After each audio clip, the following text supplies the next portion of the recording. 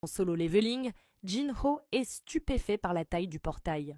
Jin-Woo commente en se demandant comment il aurait réagi s'il avait vu l'autre porte à Busan. C'est à ce moment-là que Jin se retourne et se retrouve entouré de journalistes lui posant toutes sortes de questions. Woo Jin-chul apparaît et le maître de guilde l'interroge sur la sécurité de ses informations personnelles.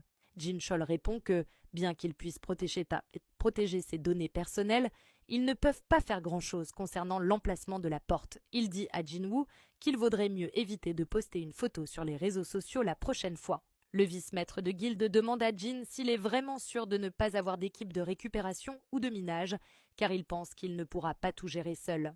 Mais Jin lui répond que tout ira bien, car ses ombres peuvent s'occuper de tout. Jin-chul scanne les invocations et est choqué de constater qu'elles sont toutes de rang B ou supérieur. Il commente que Jin-Woo dépasse largement les exigences pour obtenir un permis de raid et que ceux qui parlent de traitement de faveur sont simplement des idiots. Une fois la confirmation terminée, il enlève sa veste, choquant les deux chefs de guilde en révélant une armure brillante. Il explique que le président de l'association lui a demandé de vérifier si tout cela était vraiment sans danger. Pendant les raids de Jin-Woo, un chasseur demande au chef de la surveillance s'il est sûr de ce qu'il voit.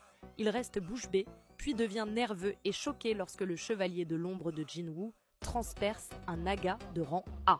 Tank décapite une créature d'un coup de patte, Acier rugit et les fourmis les déchirent en morceaux. Un orc de haut rang transperce un autre mage vétéran, alors que même des chasseurs spécialisés en combat rapproché auraient du mal à le faire. L'ennemi perd du terrain, car l'armée des ombres se régénère constamment. Jin-chul pense à un soldat en particulier.